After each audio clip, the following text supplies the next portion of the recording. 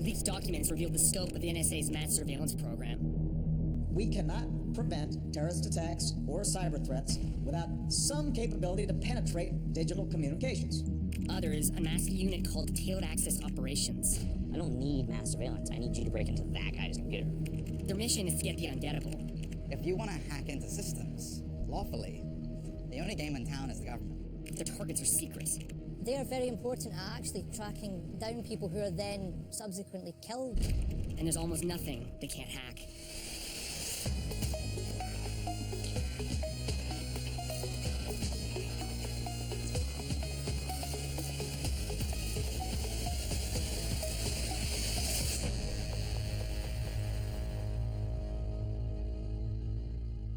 The National Security Agency is one of the world's largest intelligence agencies. Headquartered in Fort Meade, Maryland, the NSA's mandate is to collect foreign intelligence. After 9/11, George W. Bush authorized the NSA to collect even more, including American communications to and from foreign targets. Good morning. This is a highly classified program that is crucial to our national security. This program shocked an NSA senior executive named Thomas Drake. Drake is a decorated veteran who blew the whistle on NSA's activities to the press. He barely escaped 35 years in jail after being charged under the Espionage Act, a law first written in 1917. Mr. Drake? Hi. Ben? Yeah, Nice to meet you. The National Security Agency is focused on foreign intelligence. It was formed in 1952. People don't realize it was not formed by an act of Congress. It was literally signed into existence by the stroke of a secret presidential pen. In fact, the joke was, it was no such agency or never say anything. You never even referenced the actual name. People who used to work there, oh, I work at DOD. Now I accelerate forward. Internet explodes. You have this rapid transition from analog to digital, and the explosion of data became exponential. What do you think is the easiest way to deal with it? Just suck it all. So what happened after 9/11? Was it NSA should do better? Here's where you have culture and secret meeting itself, realizing it failed but can't admit it failed. It had not prevented the next Pearl Harbor.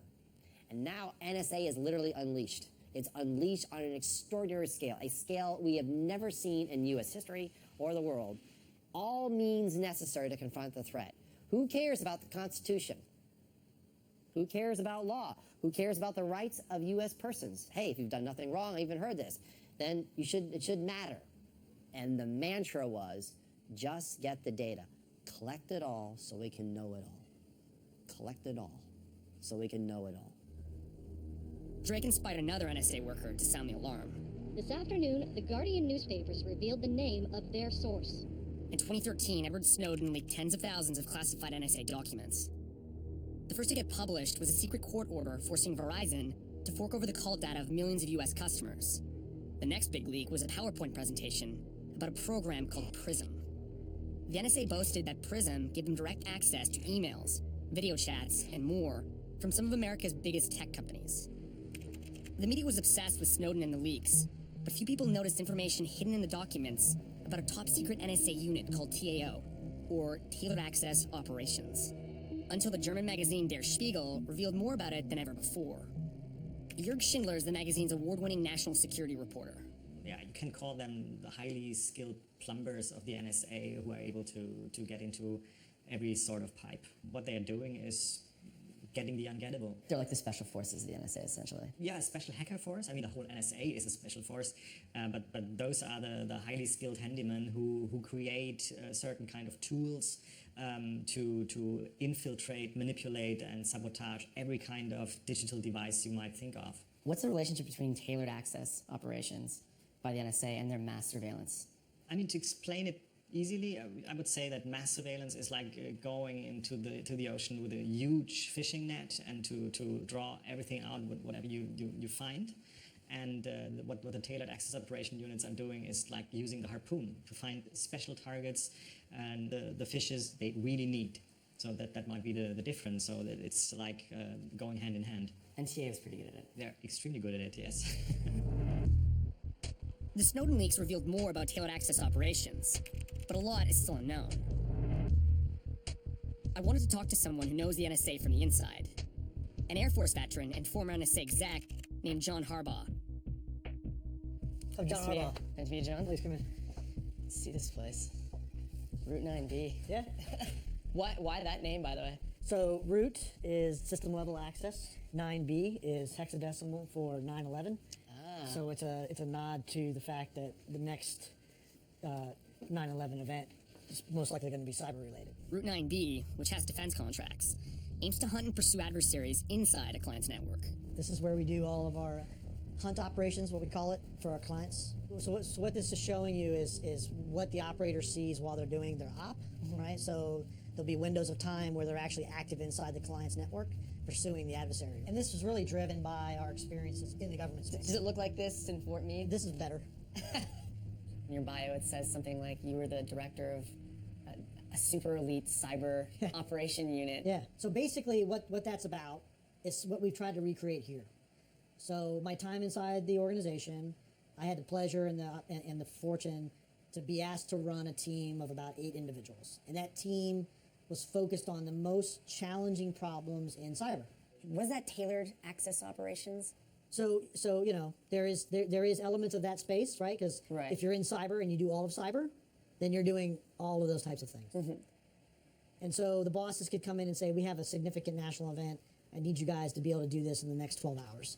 I could walk into that space and say, hey guys, I need 5 minutes. I would give them what we would call the op order. This is what we need to achieve. We need to achieve it in the next 12, 24, 48 hours. And I could walk away. And I knew when I came back, no matter what time of day, how long they were working on it, they would get it done. And it was that kind of, again, it was that kind of teamwork that really drew people. And it's a very similar thing to the special ops community. And it does sound like a military chain of command. Yeah, I mean, NSA is a very military organization. To build a team like TAO, the NSA has to hire highly skilled hackers. So how does it headhunt them? To find out, I asked Chris Segoyan. He's a privacy activist with the American Civil Liberties Union. Who are they? And where's the NSA recruiting them from? The government wants people who can get a security clearance, more so than ever. Particularly, you know, after Snowden and after Chelsea Manning, they want people who they know are going to play by the rules. They want people who cannot easily be blackmailed. So I think, you know, NSA tries to recruit the best and brightest from computer science programs around the country, and in particular, computer security programs like Carnegie Mellon that have probably the most sophisticated offensive cybersecurity programs in academia in the United States, and their students are heavily recruited both by NSA but also, you know, by Silicon Valley. They're competing for the same people. So they're competing for the same people, and the problem that NSA has is they can't pay the same kind of money. Right? They're not going to be able to offer the smoothies and massages and sort of perks of life that Google and Facebook can, but they have something that those companies don't. What they have is a monopoly on violence. Right? In the same way that if you want to like rappel out of helicopters and shoot people in the head, you go join the special forces. If you want to hack into systems lawfully, the only game in town is the government. In many other walks of life, you would be a criminal, you would be a stalker, you'd be a bad person. But when you go to NSA, suddenly you get to wrap yourself in the flag and do it for king and country. If TAO can legally do things no one else can, who are they hacking and why?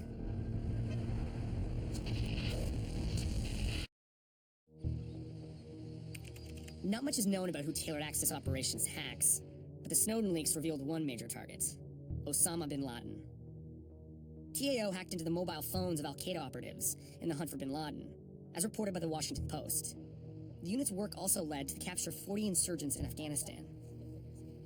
Ryan Gallagher is an investigative reporter at The Intercept, where he has covered the role of surveillance in the ongoing war on terror.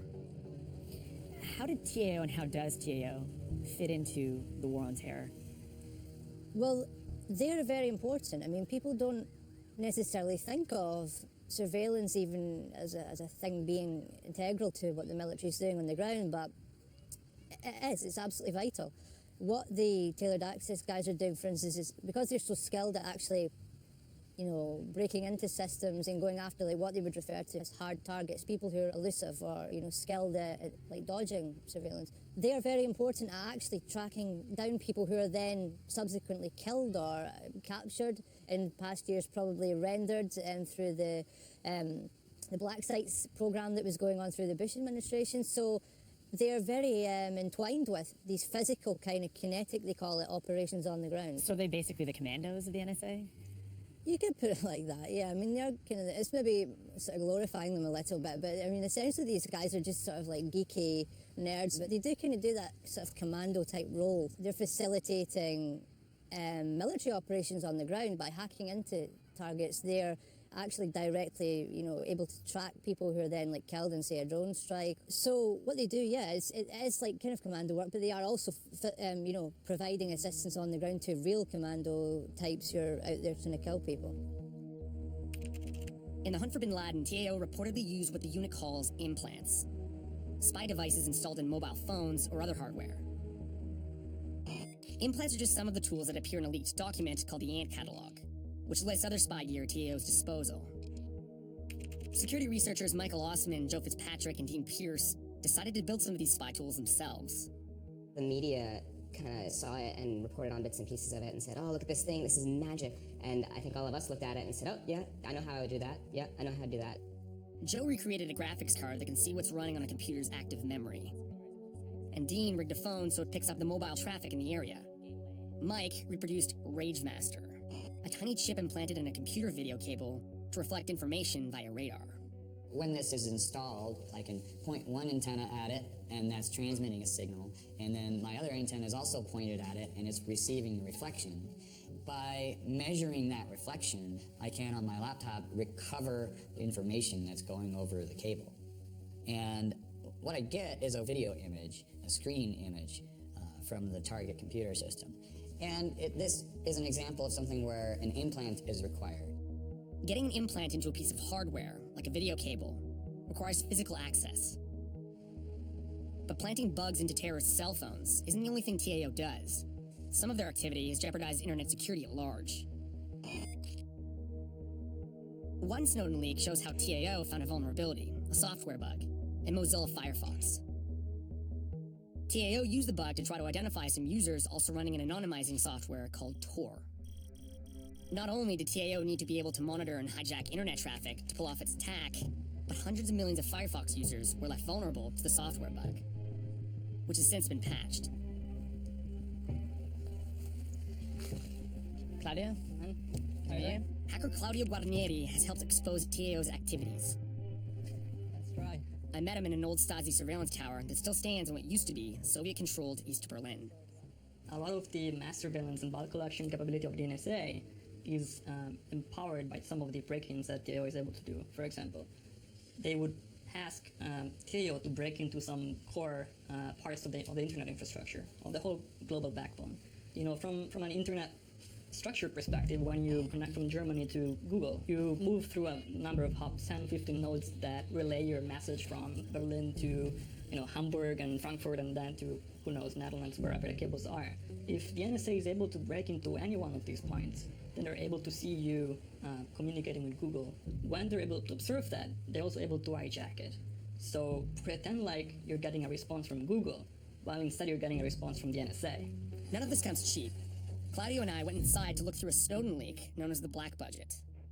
The NSA spends more than $600 million a year for just the kind of offensive hacks TAO conducts. Yeah, this is what it's being called, the Black Budget. And the trend that we see is that, again, the balance between how much is invested in breaking things and how much is invested in protecting things is uneven. Part of the mandate of intelligence services is to keep their country secure. At the same time, from a technological perspective, they're undermining the security of the country. And like you said, we all use the exact same internet. Once it's broken for one, it's broken for all. Mm-hmm. So the question is it worth it to break something and keep it broken for catching one or two terrorists that you probably could catch otherwise? Breaking into the internet or hacking into phones might make us all less secure. So is TAO's hacking really all that targeted?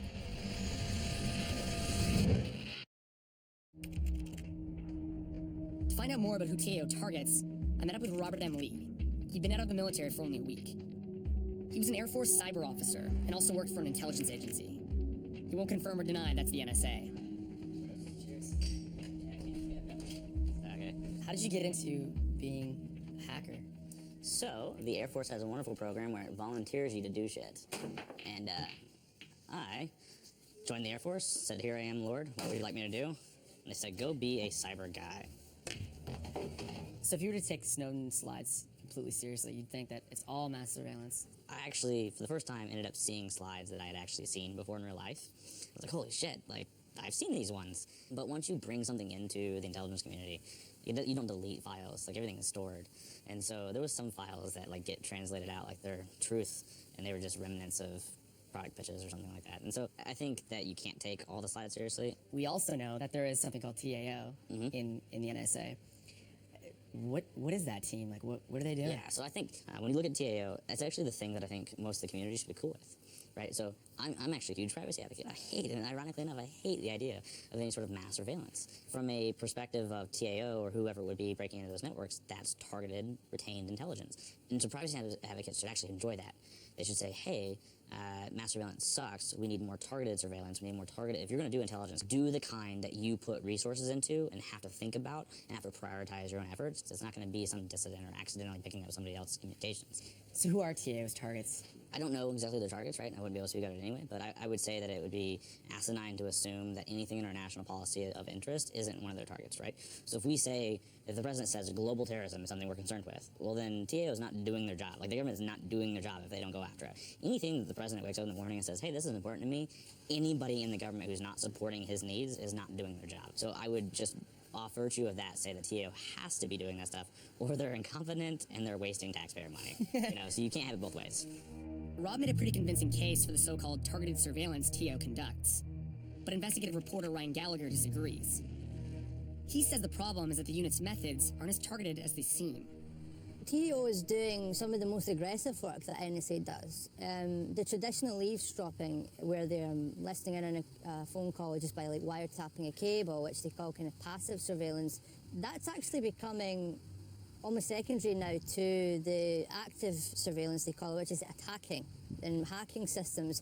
And part of the reason for that is because increasingly networks and technologies adopting encryption, and so they can't listen to it by just tapping the cable, because then they can't read it or listen to it. It's just, jargon.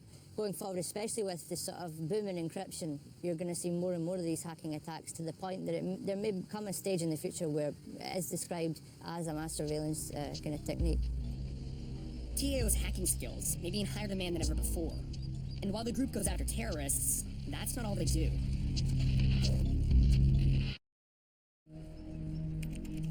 How does TAO decide who to target? And are they really legitimate threats? The elite unit has gone after Al-Qaeda and Taliban fighters, but the Snowden leaks also revealed the group hacked into the president of Mexico's emails. And workers at a Belgian telecommunications company were spied on by the British, possibly with help from TAO. Generally, there is consensus that mass surveillance is a bad thing, while targeted surveillance is tolerable because they go after very specific individuals or very specific groups. However, there's multiple things that you need to consider. One is what makes a legitimate target. Ultimately the NSA only has to respond to somehow to the US government, but they have no respect whatsoever towards foreigners. And so we have cases where they spied on UNICEF, they spied on foreign ministries, they spied on private companies, energy companies, so what at that point makes it legitimate to hack directly and target a certain organization? We don't know. One of the Snowden documents that came out about the Tailored Access Group is one of the guys from within the unit is saying, look, we don't just do terrorism, we do everything. We do all operations. We're here to support any operations. I think it's one of the common kind of misconceptions that the government has managed to build up around a lot of these revelations. So it's like, don't worry about it. We're only going after these extreme terrorists, people who are, we're trying to protect you and all that. But that's kind of disingenuous, because it's not at all just what they're doing. They're doing a lot more than that.